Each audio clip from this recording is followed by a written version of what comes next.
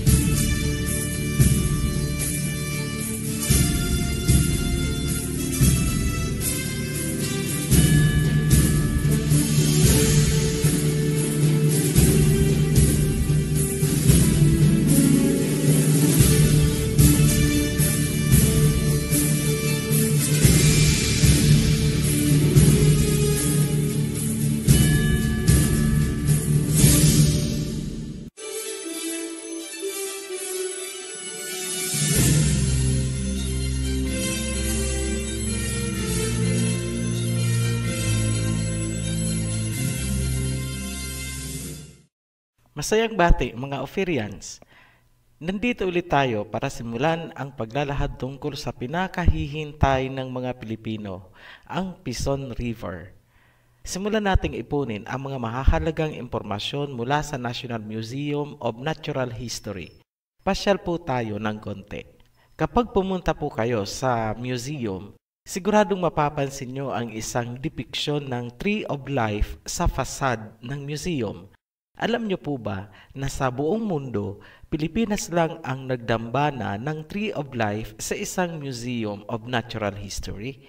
Hindi po natin sinasabi na yan ang palatandaan na hinahanap natin dahil yan po ay isang work of art. Subalit, yan ay isang pagpaparamdam na may kaugnayan ang lupain ng mga Pilipino sa creation. Meron po tayong isang artifact sa museum na magpapatunay na ang sibilisasyon ng lupain natin ay may kaugnayan nga sa Tree of Life. Ibig sabihin, may kaugnayan din ang lugar natin sa Garden of Eden, Pison River, at higit sa lahat, kina Adam and Eve. Tingnan natin ang isang artifact, ito yung Maitom Burial Jar. Kapag tingnan po natin ng malapitan, ang Maitom Burial Jar ay may freehand painting ng Tree of Life at cloud motif. Ito na daw ang pinakaunang artifact na may cloud motif ayon sa National Museum.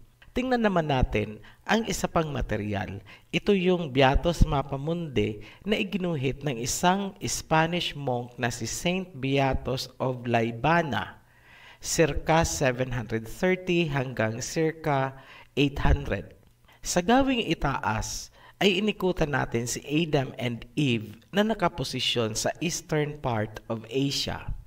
Isang mas malinaw na rendisyon ng mapa na yan ang matatagpuan sa Biblioteca Nazionale Universitaria, Turin, Italy. Huwag po kayong malilito sa orientation ng mga mapang ito. Ang mga medieval maps ay oriented to the east, kaya ang nasa itaas ay ang east at hindi po ang north. Sina Christopher Columbus ang nagbago ng orientation ng mapa dahil sila ay naglalayag gamit ang Northern Star Polaris bilang giya. Pansinin, sa bandang uluhan ni Adam and Eve nakasulat ang Chryse and Argyre na ang ibig sabihin ay gold and silver. Ang kahulugan ng ilustrasyon ay nakatira daw sina Adam and Eve sa eastern part of Asia sa isang lupain ng gold at silver. Kung pagsasamahin natin ang mga impormasyon mula sa Maitom Burial Jar at Beatus Mapamundi, malinaw ang mensahe na sina Adam and Eve ay nakatira sa dulong silangan ng Asya sa isang lupain ng ginto at pilak. Tandaan po natin na kung saan tumira sina Adam and Eve, yun ang Garden of Eden, at kung nasaan ang Garden of Eden, andun din ang Pison River. Ngayon, tingnan naman natin ang sinasabi ng Biblia tungkol sa lokasyon ng Garden of Eden at ng Pison River. Pagkukumparahin natin ang iba't ibang mga version dahil may kunting pagkakasalungat tayong napansin. Nasusulat sa Genesis 2:11, the name of the first is Pison, which flows through the entire land of Havilah, where there is gold. Pansinin po ang salita na naka-highlight. Malaki po ang kaibahan ng through sa around. Kapag sinabi pong through, ang ibig sabihin sa Tagalog ay dumaan o tumagos sa land of Havilah. Kapag sinabi namang around, ang ibig sabihin ay inikutan o paikot sa land of Havilah. Mas lalong malabo kung ang Tagalog translation ang ating titingnan. Kaya hindi po tayo gumagamit ng Tagalog Bible kasi masyado na pong malayo ang kahulugan. Dahil wala tayong paraan na matukoy kung alin sa dalawa ang mas tama, susubukan natin pareho. Makikita natin sa mga susunod na information kung alin sa kanila ang mas tama. Gagamit na lang tayo ng corroboration ng mga impormasyon.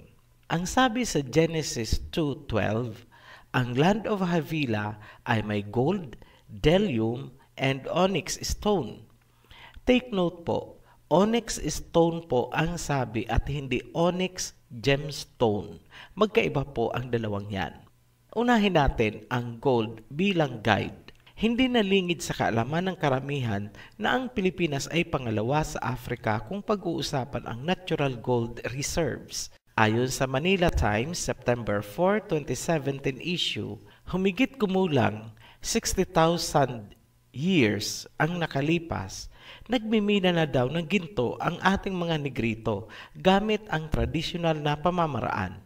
Malaki ang posibilidad na nakapaloob sa panahon na ito ang istorya ni King Solomon.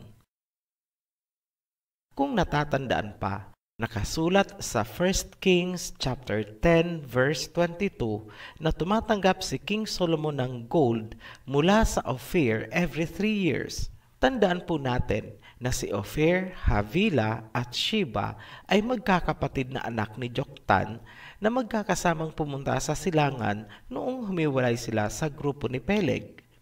Ngayon, kung naaalala pa noong itinayo ang templo ng Jerusalem, nagpatulong si King Solomon kay King Hiram. Nagbigay si King Hiram ng mga Sidonian workers na kilala ngayon bilang mga Phoenicians.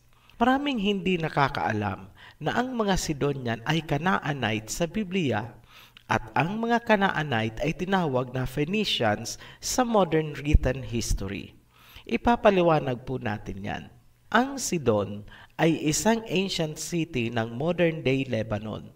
Ayon sa research na isinagawa ng Wellcome Trust Foundation, napatunayan na ang Sidonian people ay mga Canaanites at ang mga Canaanites ay tinatawag na Phoenicians.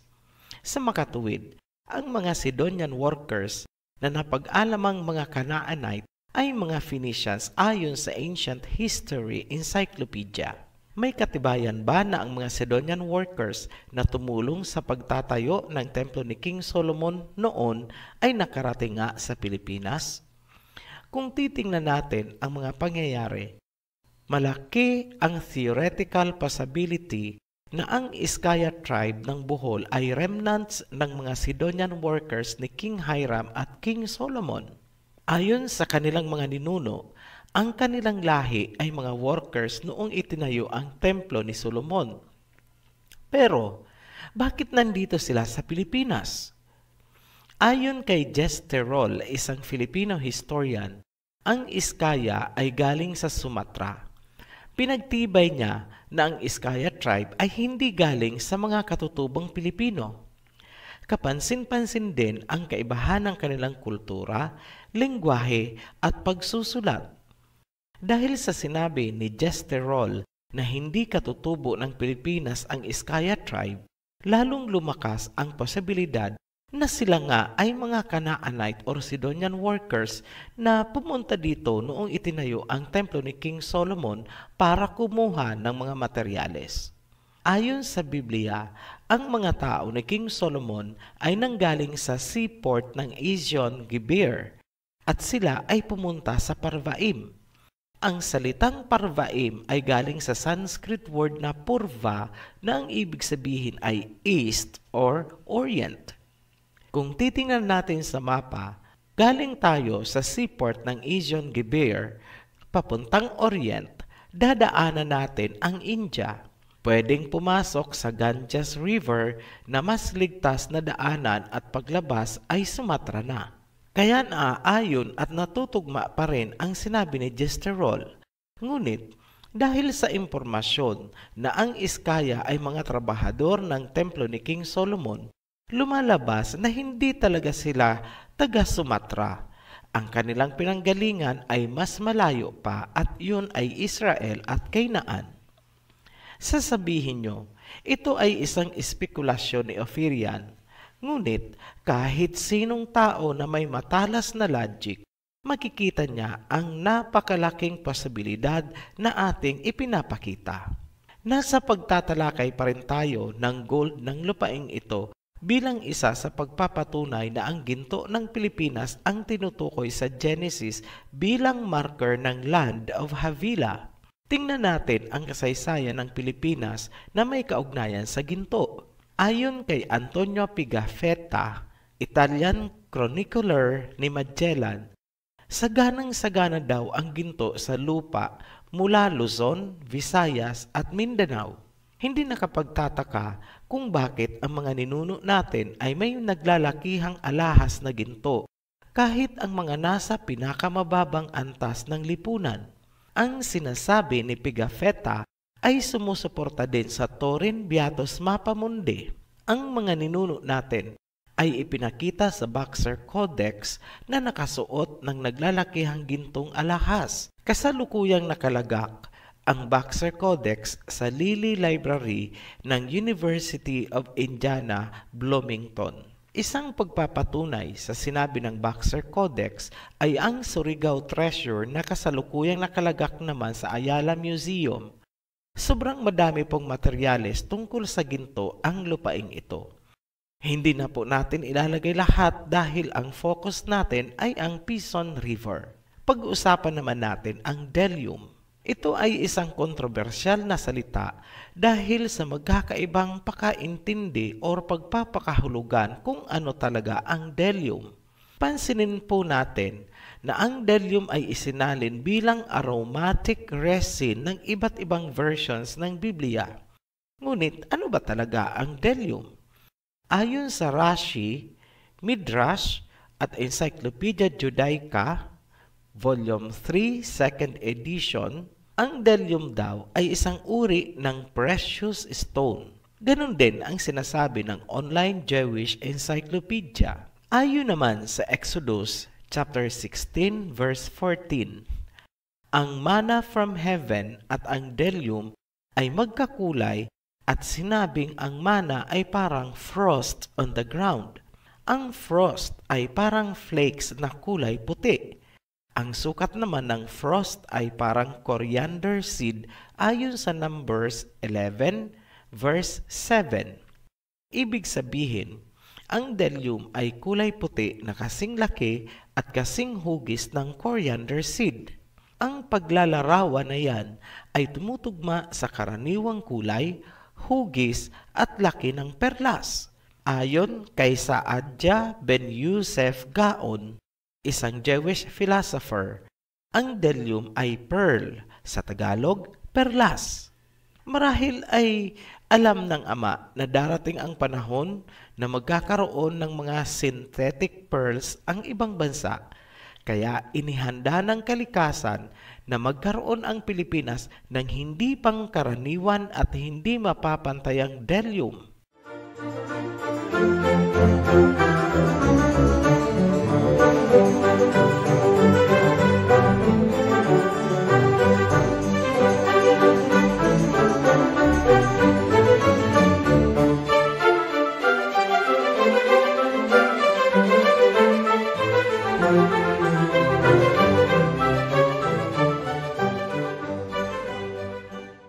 Deklarado na po na ang gold at Delium ay parehong matatagpuan sa Pilipinas. Pag-usapan naman natin ang onyx stone. Marami ding nalilito sa onyx stone. Akala kasi nila yung onyx na inilalagay sa tampok ng alahas ang sinasabi ng Genesis. Hindi po. Pansinin na ang sabi ay stone, bato o rock at hindi gemstone. May material po kaming nakuha na ang onyx stone sa ancient time ay tumutukoy sa onyx marble na kagaya ng ginamit sa Carthage at Rome na matagpuan malapit sa Ked Abdallah noong 1849. Meron pong ganun ang Pilipinas. Katunayan, ang Romblon ay world record holder at tinaguriang marble country. Ayon sa Manila Standard, January 26, 2014 edition, ang kalidad ng ating marble ay itinuring na pinakamatibay sa buong mundo at ito ay may iba't ibang kulay. Ayon naman sa Malaya Business Insight, June 10, 2018, ang kalidad ng Romblon marble ay maihahalin tulad sa marble ng Italy. Ang available na reserves ay tinatayang aabot ng 150 million metric tons at hindi mauubos hanggang sa susunod na century kung pagbabasihan ang kasalukuyang pagmimina nito. Ngayon, bakit natin inilarawan ng detalyado ang gold, bdellium at onyx stone ng Pilipinas? Dahil yan po ang magsisilbing birthmark ng Land of Havilah kung saan matatagpuan ang Pison River. Ayon naman sa Jubilees, ang Garden of Eden ay matatagpuan sa silangan mula sa southern waters of Gihon. Napag-alaman natin sa mga nakaraang video na ang Gihon ay nasa Africa. Mula sa pinakadulo ng Gihon sa south, susundan natin ang boundary ni Shem papunta sa silangan kung saan dadaanan nito ang Mountains of Fire papunta sa Garden of Eden. Ito po ang pinakatimog na bahagi ng Gihon. Sa lugar na yan, lumiko ang boundary ni Shem papuntang east o silangan at siya ay dumaan sa gunong api or Mountains of Fire ng teritoryo ni Ham. Tinutumbok niya ang Garden of Eden. Wala nang ibang lupain sa lugar kundi Pilipinas. Ang boundary ay hindi pa natin mapagtitibay sa parteng ito dahil hindi pa po natin na ilalatag ang teritoryo ni Shem, Ham, and Japheth ayon sa pagkakahati ni Noah. Bigyan nyo lang po kami ng konting leeway o panahon dahil matapos itong river series, isusunod naman natin ang mga teritoryo ng mga anak ni Noah. Balikan natin ang Pison. Hindi natin ito maa-appreciate ng mabuti kung hindi natin ibabalik sa dating anyo ang isang bahagi sa pagitan ng North Pole at Pacific Ocean. Yan ang Bering Strait. Bago pa tumaas ang sea level, ang lupain ng Russia at Amerika ay magkarugtong. Ngunit dahil sa pagtaas ng sea level, ang land bridge na nagdurugtong sa kanila ay natabunan na ng tubig at naging tagusan na ang Arctic at Pacific Ocean. Sa makatuwid, noong mababa pa ang sea level, sarado pa ang Bering Strait at ang tubig ng Arctic Ocean at Pacific Ocean ay hindi naghahalo. Ang tanging daan papunta sa Arctic Ocean sa North Pole ay sa pagitan lamang ng Europe at Canada. More specific, sa Norwegian Sea. Sa ating pagbabalik, sisimulan na po nating i-plotting ang Pison River. Para hindi po kayo mahirapan sa paghahanap ng mga karugtong na video, subscribe po kayo at puntahan lang ang playlist kung saan magkakasama na ang video tungkol sa Rivers of Genesis. Maraming salamat po and see you again, Ophirians. Be blessed. Kung nakaantig sa inyo ang mga katotohanang ibinahagi, paki-like po ang video at mag-subscribe para patuloy kayong ma-update sa mga susunod pang aral. Maraming salamat at naway samahan kayo ng liwanag sa bawat hakbang.